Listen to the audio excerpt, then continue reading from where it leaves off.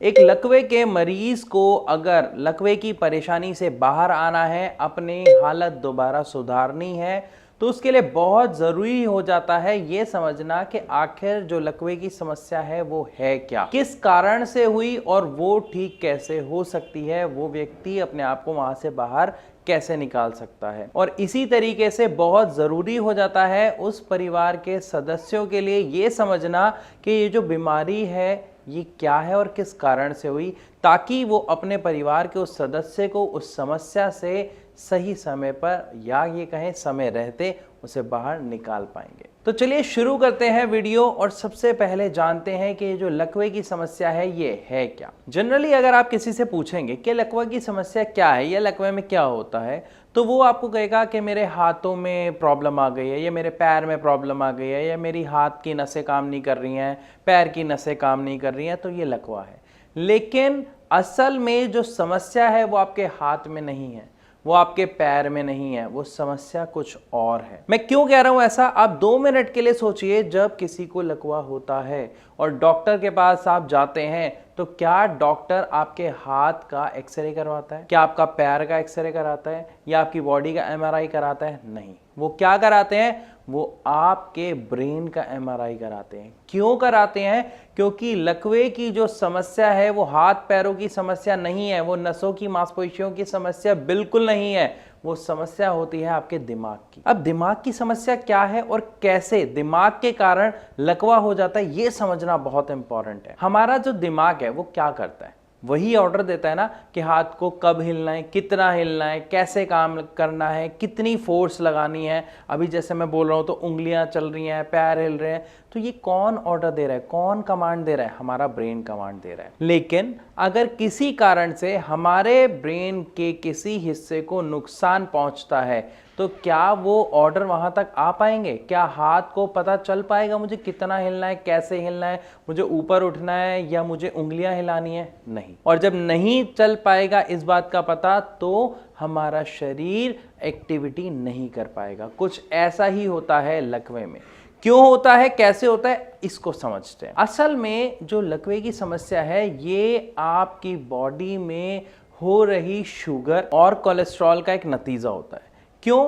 क्योंकि जब किसी व्यक्ति को डायबिटीज है और वो उस पर खास ध्यान नहीं देता है, उन लोगों को सबसे ज्यादा चांसेस होते हैं पैरालिसिस के। रीजन समझिएगा, अगर किसी को डायबिटीज है, वो उस पर ध्यान नहीं दे रहा, उसका शुगर का लेवल लगातार बढ़ते जा रहा है, 400 450 तक आ गया, लेकिन वो ध्यान नहीं दे रहा है, अपनी शुगर को कंट्रोल करने के लिए वर्क नहीं कर रहा है, तो शुगर में होता क्या है? इन शॉर्ट बताता हूं, हमारे जो खून की कंसिस्टेंसी है, मतलब हमारा जो खून है जो पतला होता है, वो क्या होता है, गाढ़ा होना शुरू हो जाता है, क्योंकि शुगर उसके अंदर फ्लो कर रही है ना, जिसकी वजह से आप कुछ ऐसे समझिए, चाशनी है, तो चाशनी में क्या होता रहता है, वो चाशनी धीरे धीरे धीरे धीरे गाढ़ी होती रहती है। कुछ ऐसा ही होता रहता है हमारे खून के साथ, वो धीरे धीरे धीरे धीरे गाढ़ा होता रहता है। और जब वो गाढ़ा होता है तो आप समझ सकते हैं कि खून में थक्के बनने की शुरुआत हो जाती है, जिसे आप कहते हैं गांठ बनने की शुरुआत हो जाती है, मतलब खून जमना शुरू हो जाता है। अब मान लीजिए कि हमारे खून में एक थक्का बन गया। अब वो थक्का फ्लो कर रहा है, जहां पर नलियां खुली हैं, जितना वो छोटा थक्का बना फ्लो कर रहा है, और वो फ्लो करते करते अगर आपके दिमाग तक पहुंच गया और अगर किसी आगे नस में, किसी टिश्यू में फंस गया, मान लीजिए वो थक्का है, बड़ी नली थी उसमें से आया, आगे छोटी नली है, वो वहां पे फंस गया। अब फंसने से होगा क्या? क्या आगे ब्लड जाएगा? नहीं जाएगा। ब्लड नहीं जाएगा तो क्या आगे ऑक्सीजन जाएगी? नहीं जाएगी, क्योंकि ब्लड के अंदर ही ऑक्सीजन जाती है। और हमारे दिमाग का जो खाना है, जो उसकी एनर्जी है, जिससे वो वर्क करता है, वो क्या है? वो ब्लड और ऑक्सीजन है।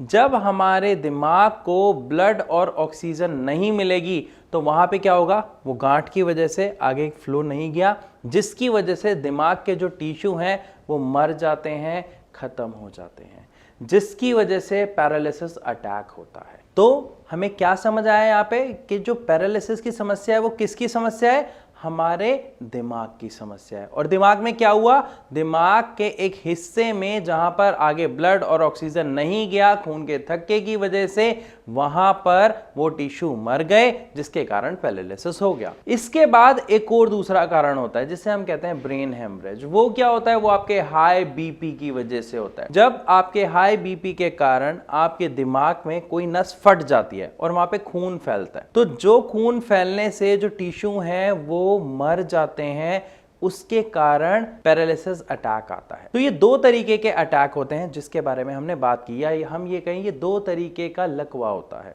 लकवे के सिम्टम सेम है कि शरीर हमारा सुन्न हो जाता है, हाथ पैर काम करने बंद हो जाते हैं, मुंह टेढ़ा हो जाता है। लक्षण दोनों के सेम है, लेकिन दोनों में फर्क क्या है इसको समझेंगे, जिससे आप ये समझ पाएंगे कि लकवे से एक व्यक्ति को बाहर आने में कितना समय लगेगा और वो कैसे बाहर आ पाएगा। देखिए, एक चीज यहां पर आप सबको समझना बहुत जरूरी है कि हमने क्या जाना यहाँ पे कि सारे जो टिश्यू हैं, जो दिमाग के जिस पार्ट के टिश्यू हैं जो खराब हो गए, जो मर गए, वो दोबारा नहीं बन सकते, वो दोबारा ठीक नहीं हो सकते। अब यहाँ पे आपके मन में क्वेश्चन आ रहा होगा कि अगर वो बन नहीं सकते, अगर वो ठीक नहीं हो सकते, तो लकवे का पेशेंट ठीक कैसे हो जाता है। देखते हैं हम कि कई पेशेंट्स बहुत जल्दी रिकवरी करते हैं, वो दोबारा चलने लग जाते हैं, बोलने लग जाते हैं, लेकिन कुछ को समय थोड़ा ज़्यादा लगता है, लेकिन सुधार सब में आता है। अगर आता है तो यहां पर आपके दिमाग में एक क्वेश्चन आ रहा होगा कि सर अगर वो टिश्यू मर गए तो ये सुधार कैसे आ पा रहा है, ये क्या काम है, या हमारे दिमाग में यहां पे ऐसा क्या हो रहा है जो एक व्यक्ति अपनी समस्या से बाहर आ रहा है। इसी को कहते हैं न्यूरोप्लास्टिसिटी। ये हमारे खुद के शरीर की, खुद के दिमाग की एक ऐसी पावर होती है जिससे हमारा दिमाग जो नुकसान हुआ है उसकी भरपाई के लिए एक नया रास्ता क्रिएट करता है। या कुछ ऐसा समझे, बच्चा होता है ना, बच्चा नई नई चीजें सीख रहा होता है, तो क्या हो रहा होता है, उसकी न्यूरोप्लास्टिसिटी हो रही होती है, मतलब वो नई नई चीजें सीखता है, उसके दिमाग बढ़ रहा होता है। ऐसा ही काम होता है जब पैरालिसिस का अटैक होता है, जब टिश्यू डैमेज हो जाते हैं। दोबारा से हमको उन टिश्यूज को एक्टिवेट करने के लिए वर्क करना होता है, अपने दिमाग को सिखाना होता है कि कैसे इसे ऑर्डर देना है। और इसका असर पहले 5 महीने में बहुत अच्छा देखने को मिलता है कि कोई व्यक्ति अगर आप देखते हैं कि दवा ले रहा है, नहीं ले रहा, तो उसके पहले 5 महीने में जो सुधार उसके अंदर आ रहा है वो बहुत ही शानदार आता है। लेकिन 5 महीने के बाद वो जो सुधार है वो रुक जाता है, क्योंकि ये एक नेचुरल प्रोसेस है जो 5 महीने तक होता है, उसके बाद रुक जाता है। और यहां पर असल समस्या शुरू होती है, क्योंकि 5 महीने के बाद ये जो सुधार है जब ये रुक जाता है तो इंसान भी कहीं ना कहीं हिम्मत हारना शुरू कर देता है कि 5 महीने हो गए, अब ज़्यादा कुछ हो नहीं रहा, इतना टाइम हो रहा है, मैं कैसे बाहर आऊँगा। और जहाँ चाह वहाँ राह हमने शुरू से सुना है, लेकिन जहाँ इंसान खुद से हार जाता है तो उसके लिए जीतना बहुत मुश्किल हो जाता है। तो यहां पर हमें समझना बहुत जरूरी है कि किस तरीके से लकवे की समस्या से बाहर आया जा सकता है। देखिए, न्यूरोप्लास्टिसिटी हो रही है, नो डाउट, 5 महीने तक कोई गुड, आपने दवा ली नहीं ली, आपको उसका रिजल्ट मिला। लेकिन अगर उसके बाद हम देखते हैं पेशेंट के अंदर सुधार नहीं आ रहा है, तो यहां पर दवा बहुत अहम रोल निभाती है। अब आप में से कुछ लोगों का क्वेश्चन होगा, दवा तो हमारे पेशेंट खा रहे हैं, या दवा तो हम खा रहे हैं, हमें तो कोई रिजल्ट नहीं मिल रहा।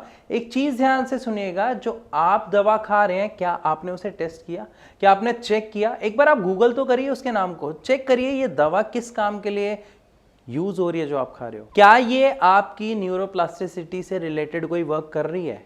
क्या ये आपके दिमाग में कोई वर्क कर रही है? अगर नहीं कर रही तो आप समझ जाइएगा कि आप समस्या की जड़ के ऊपर काम ही नहीं कर रहे, तो आपको उसका रिजल्ट कैसे मिलेगा? क्योंकि जो आप दवा खा रहे हैं उसमें आपको बीपी की दवा मिलेगी, खून पतला करने की दवा मिलेगी, उसमें कुछ विटामिन आपको मिल जाएंगे, लेकिन कोई दवा ऐसी नहीं मिलेगी जो आपके ब्रेन के ऊपर, जो आपकी न्यूरोप्लास्टिसिटी की एक्टिविटी में कुछ हेल्प करेगी। तो यहां पर अगर हम बात करें एक सही इलाज की, तो मैं आपको बताना चाहूंगा कि भारत होम्योपैथी में जब एक पेशेंट को दवा दी जाती है तो उसकी पूरी हिस्ट्री के ऊपर वर्क किया जाता है, उसके नेचर को, उसके स्वभाव को समझा जाता है, उसके अकॉर्डिंग उसे दवा दी जाती है। और होम्योपैथिक दवाई का असर बहुत ज्यादा, बहुत जल्दी देखने को मिलता है, ये आप सब जानते हैं। और इसी वजह से जो न्यूरोप्लास्टिसिटी है, इसकी एक्टिविटी भी जल्दी होती है, मतलब ये बहुत फास्ट स्पीड से होना शुरू होती है, और एक पेशेंट को इस पैरालिसिस की समस्या से बाहर आने में बहुत मदद मिलती है। और ऐसे पेशेंट देखते हैं कि पहले ही महीने में उनकी जो रिकवरी रेट है वो काफ़ी फास्ट हो गया है। तो अगर आपको समस्या से बाहर आना है तो वहां पर आपकी सही दवा का चुनाव होना बहुत अहम है, क्योंकि जब आप सही दवा लेंगे तो वो जड़ पे काम करेगी और आपको उसके रिजल्ट्स देखने को मिलेंगे। यहाँ पे मैं जानता हूं कि आपके मन में बहुत सारे क्वेश्चन आ रहे होंगे कि होम्योपैथिक दवाई कैसे वर्क करती है, या हम ये दवा ले रहे हैं क्या इसके साथ ले सकते हैं या नहीं, या हो सकता है इसके अलावा भी कुछ, कि सर हमारे पेशेंट को इतना टाइम हो गया है, क्या अब ठीक हो सकता है या नहीं। अगर आपके मन में इस तरीके का कोई भी प्रश्न है तो छोटा सा काम आपको करना है, नीचे दिए गए नंबर पर आपको अभी कॉल करनी है। हमारे डॉक्टर्स की टीम सदैव आपकी सहायता करने के लिए तैयार रहती है। हमारे डॉक्टर्स से अपने जितने प्रश्न आप पूछ सकते हैं, फ्री ऑफ कॉस्ट परामर्श उनसे ले सकते हैं, और अगर आप उनसे मिलना चाहें तो इसी नंबर पे कॉल करके आप हमारे डॉक्टर से अपॉइंटमेंट ले सकते हैं और मिल सकते हैं। तो मैं आशा करता हूं कि इस पूरी वीडियो के माध्यम से आपको अच्छे से समझ आया होगा कि ये जो पैरालिसिस की समस्या है, जो लकवे की समस्या है, ये हाथ पैरों की समस्या नहीं है, ये हमारे दिमाग की समस्या है। तो अगर हमें इससे बाहर आना है तो किस तरीके से आना है ये भी आपने समझा होगा। लेकिन फिर भी अगर आपका कोई कमेंट है तो आप कमेंट सेक्शन में लिख के मुझे जरूर बताइएगा। हम कोशिश करेंगे जल्दी से जल्दी आपके सवालों का जवाब देने का। तो मैं अब आप सबसे विदा लेना चाहूंगा इस वीडियो में। मिलूंगा अपनी अगली वीडियो में, तब तक के लिए नमस्कार।